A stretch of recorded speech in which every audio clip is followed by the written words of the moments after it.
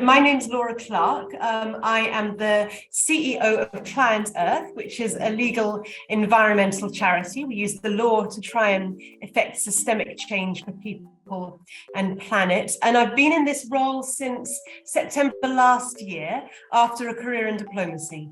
Laura, and ClientEarth is growing very quickly. It currently has over 250 employees and is operating in over 50 countries, using the law to create systemic change to protect life on Earth. Why the law? Because we think the law is a really good tool to effect the systemic change we need to tackle the climate crisis, to protect biodiversity, and to stop the pollution that we have in our seas, in our air, in our bodies. And we believe that if you use the law at the right intervention points, you can actually change the way that we live with the world. So at ClientEarth, we use the law in three ways. We advocate for legislation. So, for example, the recent EU deforestation legislation that will require anything sold in the EU to be clear that it isn't linked to deforestation. We train lawyers and prosecutors so that they can use the law to defend the environment.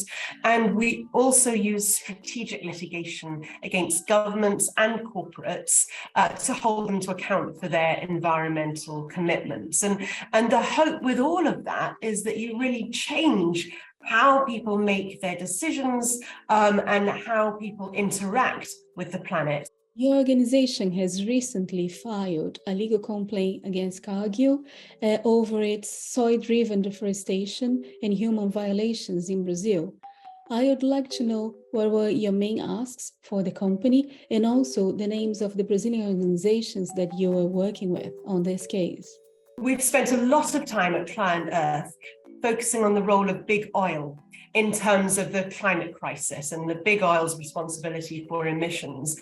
We now want to take some of the learnings from that and apply it to the role of big food in the biodiversity crisis. And that's really the philosophy underpinning this. And what we're saying about Cargill is that Cargill is not doing enough to manage its links to deforestation and also human rights abuses in Brazil arising from its soy production and supply chains. And Cargill is one of the biggest agricultural companies in the world.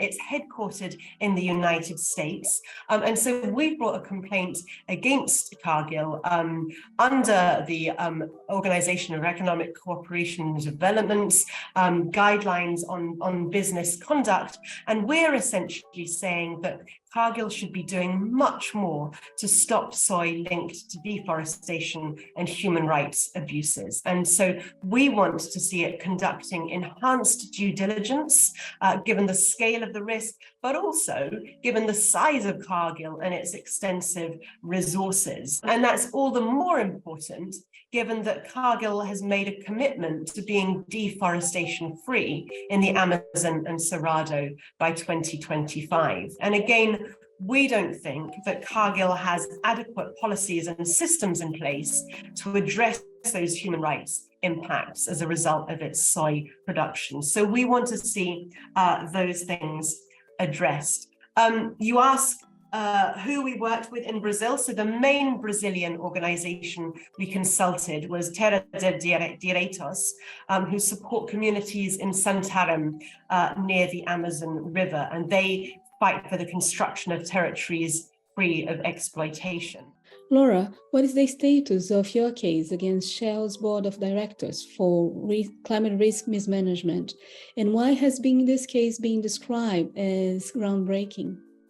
It's groundbreaking because it's the first time a case has been brought focused on the personal liability of directors. So it's focused on the responsibility of the directors of Shell, and we allege that they are not managing climate risk sufficiently, by they're not leaning into the green transition, and in doing so, they're not thinking about the long-term commercial viability of their company. They're not thinking about the interests of their shareholders, of which ClientEarth is one, and that's the basis on which we're bringing the case. And they're, of course, not thinking about the interests of the planet. And so we're bringing this as shareholders in the best interests of Shell and saying that unless they really manage the climate risk, there will be real problems, in the near future. The latest on this case is that the High Court, in fact, refused permission for our case to proceed. That happened earlier this month, but we've now been granted a renewal hearing to ask that it reconsiders that dismissal. And so we think there is a very important case to be heard. So we look forward to making that case and seeing it progress further. ClientEarth last year won a case against the UK's government for its net zero strategy. And in March, the UK government launched a new version of this strategy, this policy, but it seems, according to analysis, that it still has some issues in terms of achieving its main target. I would like to know what comes next in relation to this case for you. We won this case along with Friends of the Earth and the Good Law Project last year. The judgment came out on the hottest day of the year in the UK and ordered the government to go away and strengthen its net zero strategy. The new plan that the government has come out with at the end of March, as you say, on first analysis, also does not look like it does enough to make absolutely clear how the UK is going to deliver on the carbon emissions reductions that are required. So we are very carefully examining those documents, examining the plan to see if it complies with the High Court's order, looking for other serious legal flaws, and we will then consider next steps.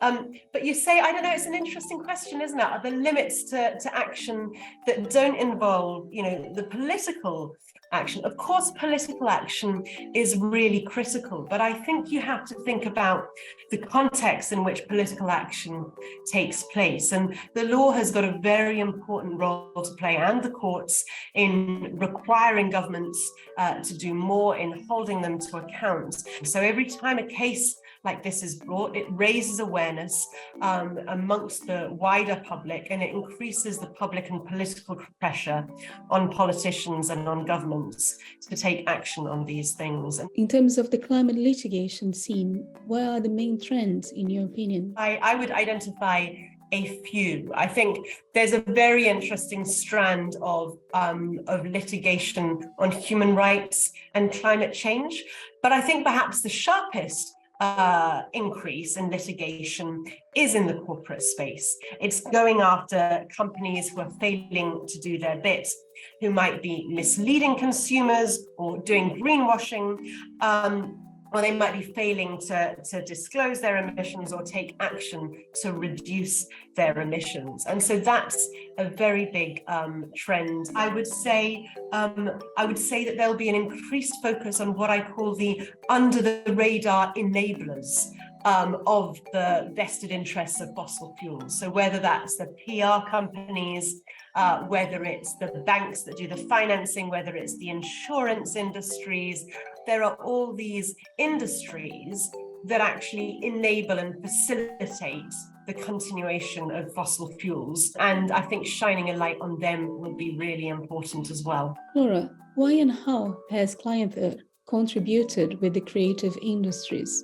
This is a all-encompassing challenge that we're facing, and you have to come at it from all sectors of society, from politics, from civil society, from business, the law, but also the creative industries, because we need to raise awareness and we need to change hearts and minds. And so ClientEarth has had a really nice collaboration with the music industry, for example. So Brian Eno is one of our trustees. We have a partnership with Coldplay.